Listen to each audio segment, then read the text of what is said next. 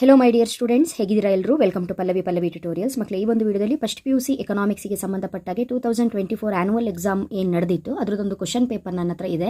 So ಅದಕ್ಕೆ ಆನ್ಸರ್ಸ್ನ ಹೇಳ್ತಾ ಇದ್ದೀನಿ. ನಿಮಗೆ ನೆಕ್ಸ್ಟ್ ಎಕ್ಸಾಮ್ ಬರ್ತಾ ಇದೆ, ಅದಕ್ಕೆ ಪ್ರಿಪ್ರೇಷನ್ಸನ್ನು ನಡೆಸ್ತಾ ಇದ್ದೀರಿ. ಸೊ ಅಲ್ಲಿ ಓದ್ಕೊಳ್ಳೋದಕ್ಕೆ ನಿಮಗೊಂದು ಐಡಿಯಾ ಸಿಗುತ್ತೆ. ಲಾಸ್ಟ್ ಇಯರ್ ಯಾವ ರೀತಿಯಾಗಿ ಕ್ವಶನ್ಸ್ಗಳನ್ನ ಕೇಳಿದ್ರು ಅನ್ನೋದು, ಯಾವ ರೀತಿಯಾಗಿ ಕ್ವಶನ್ಸ್ ರೈಸ್ ಆಗುತ್ತೆ, ಯಾವ ಚಾಪ್ಟರ್ ಇಂಪಾರ್ಟೆಂಟು, ಪ್ರಾಕ್ಟಿಕಲ್ ಓರಿಯೆಂಟೆಡ್ ಹೇಗಿರುತ್ತೆ, 4 ಮಾರ್ಕ್ಸು 6 ಮಾರ್ಕ್ಸು ಯಾವ ರೀತಿಯಾಗಿ ಕ್ವಶನ್ಸ್ ಬರುತ್ತೆ, ಅಥವಾ ನಿಮಗೆ ತುಂಬಾ ಗ್ರಾಫ್ಗಳು, ಪ್ರಾಬ್ಲಮ್ಯಾಟಿಕ್ ಕ್ವಶನ್ಸ್ಗಳು, ಕಾನ್ಸೆಪ್ಟ್ಗಳು ಇರೋದ್ರಿಂದ ಯಾವ ರೀತಿಯಾಗಿ ಕ್ವಶನ್ಸ್ ರೈಸ್ ಆಗುತ್ತೆ ಅನ್ನೋದ್ರ ಬಗ್ಗೆ ನಿಮಗೊಂದು ಐಡಿಯಾ ಸಿಗುತ್ತೆ. ಹಾಗಾಗಿ ಈ ಒಂದು ಪೇಪರ್ಗೆ ಉತ್ತರವನ್ನು ಹೇಳ್ತಾ ಇದ್ದೀನಿ. ಫಸ್ಟು 5 ಮಲ್ಟಿಪಲ್ ಚಾಯ್ಸ್ ಕ್ವಶನ್ಸ್ ಇರುತ್ತೆ, ನಿಮಗೆ ಗೊತ್ತಿದೆ. 5 ಮಲ್ಟಿಪಲ್ ಚಾಯ್ಸ್ ಕ್ವಶನ್ಸ್ ಅಲ್ಲಿ 4 ಆನ್ಸರ್ ಇರುತ್ತೆ. 4 ಆನ್ಸರ್ ಅಲ್ಲಿ ರೈಟ್ ಆನ್ಸರ್ ಯಾವುದು ಅಂತ ಹೇಳ್ಕೊಂಡು ಸೆಲೆಕ್ಟ್ ಮಾಡಿ ಬರೀಬೇಕು. ಹಿಯರ್ ಪಾರ್ಟ್ ಎ ಅಲ್ಲಿ first one, alternative uses of resources give rice problem of answer choice. Second one, frequency polygon is used in the presentation of grouped data. All in India, census is carried out once in 10 years.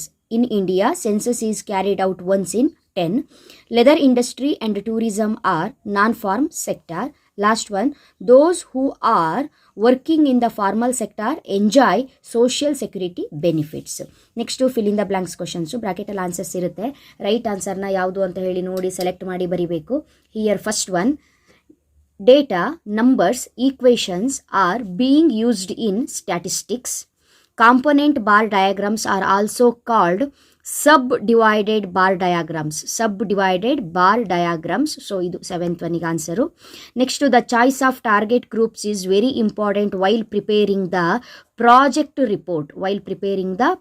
report. Small scale industries use more of labor than large scale industries. Answer, labor. Last one, in India, disguised unemployment can be seen more in agriculture sector. In India, disguised unemployment can be seen more in agriculture sector. First one, census covers every individual.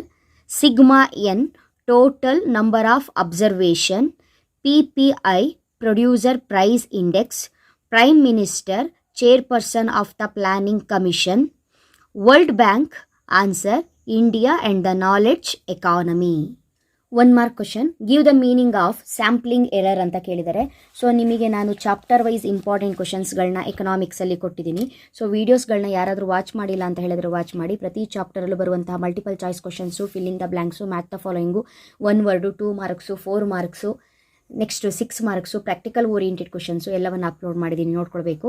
Here sampling error is the numerical difference between the estimate value and actual value of the characteristic or parameter. ಇದಕ್ಕೆ answer, correlation is a statistical measure that analyze the relation between 2 or more variables ಅಂತ ಬರೀಬೇಕು. Next one, what are capital goods industries ಅಂತ ಕೇಳಿದರೆ. What are capital goods industries ಅಂತ ಕೇಳಿದರೆ. Here the industries which can produce machine tools which are in turn used for producing articles for current consumption ಅಂತ ಬರೀಬೇಕು. Next ಒಂದು expand question ಇದೆ. Expand NCERT means national council of educational research and training ಅಂತ ಬರೀರಿ. Next one, last one, what is rural credit ಅಂತ 1 ಮಾರ್ಕಿಗೆ ಕೇಳಿದ್ದಾರೆ. So 1 ಮಾರ್ಕಿಗೆ ಆಗಿರೋದ್ರಿಂದ ಇಷ್ಟು ಆನ್ಸರ್ನ ಬರೆಯೋದು ಬೇಡ. The funds borrowed by the farmers from various sources to make their initial investment on seeds, fertilisers, implements and other family expenses of marriage, death etcetera ಅಂತ ಬರೆದಿದ್ದೀನಿ. So small answer ಇತ್ತು, ಶಾರ್ಟ್ ಆನ್ಸರ್ ಇತ್ತು ಅಂತ ಹೇಳಿದ್ರೆ ನೀವು ಅದನ್ನೇ ಬರೀಬಹುದು. Next ಇಲ್ಲಿ ಪಾರ್ಟ್ ಬಿ ಅಲ್ಲಿ ಏನೇನು ಕ್ವಶನ್ಸ್ ಕೇಳಿದ್ದಾರೆ 2 ಮಾರ್ಕ್ಸಿಗೆ ಅನ್ನೋದನ್ನು ನೋಡ್ಕೊಳ್ಳಿ. ಸೊ ಇದೆಲ್ಲ ನಿಮ್ಮ ಎಕ್ಸಾಮ್ ಪಾಯಿಂಟ್ ಆಫ್ ವ್ಯೂವಿಂದ ಇಂಪಾರ್ಟೆಂಟೇ ಆಗಿರುತ್ತೆ. Mention the types of variable, what are the types of measures of central tendency, calculate the value of medium from the following figures, mention which type of correlation is associated with ಅಂತ 2 ಪಾಯಿಂಟನ್ನು ಕೊಟ್ಟಿದ್ದಾರೆ.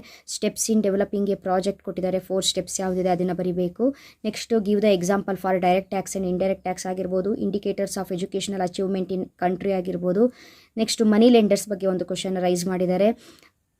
Right any 2 threats to environment in our country ಕೊಟ್ಟಿದ್ದಾರೆ. Mention any 4 functions of environment ಕೊಟ್ಟಿದ್ದಾರೆ. Give the meaning of liberty indicator ಕೊಟ್ಟಿದ್ದಾರೆ. So these are all the very important questions. Next part C ಅಲ್ಲಿ ನಿಮಗೆ 4 ಮಾರ್ಕ್ಸ್ಗೆ ಕೇಳಿರುವಂಥ questions ಏನೇನಿದೆ ನೋಡಿ, ಇದೆಲ್ಲ ನಿಮ್ಮ exam point of ವ್ಯೂವಿಂದ important ಆಗಿರುತ್ತೆ, ಕರೆಕ್ಟಾಗಿ ನೋಡ್ಕೊಳ್ಬೇಕು ಮಕ್ಕಳೇ. ನೆಕ್ಸ್ಟ್ 4 ಮಾರ್ಕ್ಸಿಂದು ಪಾರ್ಟ್ ಬಿ ಅಲ್ಲಿ ನಿಮಗೆ ಏನೇನು ಕ್ವಶನ್ಸ್ ರೈಸ್ ಮಾಡಿದ್ದಾರೆ ನೋಡಿ ಥಿಯರಿಟಿಕಲ್ ಆಸ್ಪೆಕ್ಟ್ಸಲ್ಲಿ. So most expected questions part ಡಿಯಲ್ಲಿ 6 ಮಾರ್ಕ್ಸಿನ ಕ್ವಶನ್ನು. ಒಂದು ಅರಿಥಮೆಟಿಕ್ ಲೈನ್ ಗ್ರಾಫನ್ನು ಕೇಳಿದ್ದಾರೆ. ಅದೇ ರೀತಿಯಾಗಿ short note on CPI, WPI and IIP ಕೇಳಿದ್ದಾರೆ. ನಿಮಗೆ ಯಾವುದು ಈಸಿ ಆಗುತ್ತೆ ಅದನ್ನು ಬರೀಬೇಕು. ರೀಸನ್, ನೀವು ಇಲ್ಲಿ ಯಾವುದಾದ್ರೂ ಒಂದು ಕ್ವಶನಿಗೆ ಆನ್ಸರ್ನ ಮಾಡಿದ್ರೆ ಸಾಕು. ನೆಕ್ಸ್ಟು ಸೇಮ್ 6 ಮಾರ್ಕ್ಸಿಂದು ಥಿಯರಿ ಕ್ವಶನ್ಸ್ ಕೇಳಿದ್ದಾರೆ. 2 ಕ್ವಶನ್ ಇದೆ, 2ರಲ್ಲಿ ಯಾವುದಾದ್ರೂ ಒಂದಕ್ಕೆ ನೀವು ಆನ್ಸರ್ನ ಬರೀಬೇಕು. ಸೊ ಇಲ್ಲಿ 2 ಕ್ವಶನ್ ಯಾವ ರೀತಿಯಾಗಿ ಕೇಳಿದ್ದಾರೆ ಅನ್ನೋದನ್ನು ನೋಡ್ಕೊಳ್ಳಿ. Then last but not least part ಇಗೆ ಬಂದರೆ ನೀವು ಪ್ರಾಕ್ಟಿಕಲ್ ಓರಿಯೆಂಟೆಡ್ ಕ್ವಶನ್ಸು 5 ಮಾರ್ಕ್ಸ್ ಈಸಿಯಾಗಿ ಸ್ಕೋರ್ ಮಾಡುವಂತಹ ಕಾನ್ಸೆಪ್ಟು. ಫಸ್ಟ್ ಒನ್ನು ಅವ್ರು ಕೇಳಿರೋದು as per recorded temperature per 2 hours in a day from 6 AM to 6 PM calculate the range and mean temperature of a day ಕೇಳಿದ್ದಾರೆ. So ಈಸಿಯಾಗಿ ಮಾಡಬಹುದು. Next identify the following banks ಕೇಳಿದ್ದಾರೆ. Types of banks ಯಾವುದ್ಯಾವುದು ಅನ್ನೋದನ್ನು ನೀವು ಬರೀಬೇಕು. ಅಂದರೆ ICICI, Canara bank, HSBC, IDBI, NABARD ಯಾವ್ಯಾವ ಬ್ಯಾಂಕ್ಗಳಾಗುತ್ತೆ ಅನ್ನೋದನ್ನು ಬರೀಬೇಕು. ಇಲ್ಲಿ ಆನ್ಸರ್ನ ಬರೆಯುವಾಗ ICICI ಬ್ಯಾಂಕ್ ಅಂತ ಬರೆದು ಅದ್ರದ್ದು ಆಪೋಸಿಟು ಇದು ಪ್ರೈವೇಟ್ ಸೆಕ್ಟರ್ ಬ್ಯಾಂಕ್ ಅಂತ ಬರೀಬೇಕು. ನೆಕ್ಸ್ಟು ಕೆನರಾ ಬ್ಯಾಂಕ್ ಅಂತ ಬರೆದು ಇದು ನ್ಯಾಷನಲೈಸ್ಡ್ ಬ್ಯಾಂಕ್ ಅಂತ ಬರೀಬೇಕು. HSBC ಅದು ಫಾರಿನ್ ಬ್ಯಾಂಕ್ ಆಗಿರುತ್ತೆ. ನೆಕ್ಸ್ಟು IDBI ಕೊಟ್ಟಿದ್ದಾರೆ, IDBI ಇಂಡಸ್ಟ್ರಿಯಲ್ ಬ್ಯಾಂಕು. ನಬಾರ್ಡ್ ಕೊಟ್ಟಿದ್ದಾರೆ, ಇದು ಅಗ್ರಿಕಲ್ಚರಲ್ ಬ್ಯಾಂಕು. ಇಲ್ಲಿ ಕೊಟ್ಟಿದ್ದಾರೆ ಅಗ್ರಿಕಲ್ಚರ್ ಬ್ಯಾಂಕ್ ಅಂತ ಬರೀಬೇಕು. Next identify the formal and informal workers in the following ಅಂತ ಕೊಟ್ಟಿದ್ದಾರೆ. ಸೊ 10 ವರ್ಕರ್ಸ್ ಕೊಟ್ಟಿರ್ತಾರೆ, ಅದರಲ್ಲಿ ಫಾರ್ಮಲ್ ವರ್ಕರ್ಸ್ ಯಾರು, ಇನ್ಫಾರ್ಮಲ್ ಯಾರು ಅನ್ನೋದನ್ನು ಬರೀಬೇಕು. ಈಸಿಯಾಗಿ ಬರಿಬೋದು. ಗೌರ್ಮೆಂಟ್ ಜಾಬ್ ಹೋಲ್ಡರ್ಸ್ ಯಾರ್ಯಾರಿದ್ದಾರೆ ಅವರಿಗೆಲ್ಲ ಫಾರ್ಮಲ್ ಬರೀರಿ, ಉಳಿದವರಿಗೆಲ್ಲ ಇನ್ಫಾರ್ಮಲ್ ಬರೀರಿ.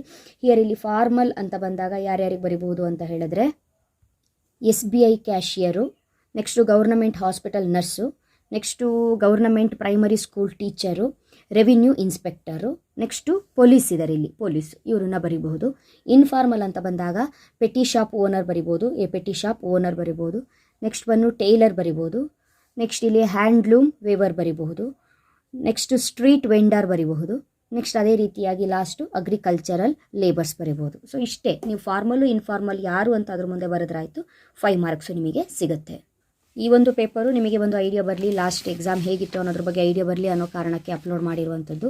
ಸೊ 2 ಮಾರ್ಕ್ಸು ಮತ್ತು 4 ಮಾರ್ಕ್ಸು 6 ಮಾರ್ಕ್ಸಿಗೆ ಆನ್ಸರ್ಸ್ನ ಹಾಕಲಿಕ್ಕೆ ಟೈಮ್ ತುಂಬ ಶಾರ್ಟೇಜ್ ಇದೆ, ಹಾಗಾಗಿ ಹಾಕಿಲ್ಲ. ಸೊ ಆನ್ಸರ್ ಬೇಕೇ ಬೇಕು ಅನ್ನೋದಿದ್ರೆ ಕಮೆಂಟ್ ಮಾಡಿ, ಟೈಮ್ ಮಾಡಿಕೊಂಡು ಅದಕ್ಕೆ ಆನ್ಸರ್ನ ಅಪ್ಲೋಡ್ ಮಾಡ್ತೀನಿ. ಓಕೆನಾ ಮಕ್ಕಳೇ, ಚೆನ್ನಾಗಿ ಓದ್ಕೊಳ್ಳಿ. Thank you, all the best.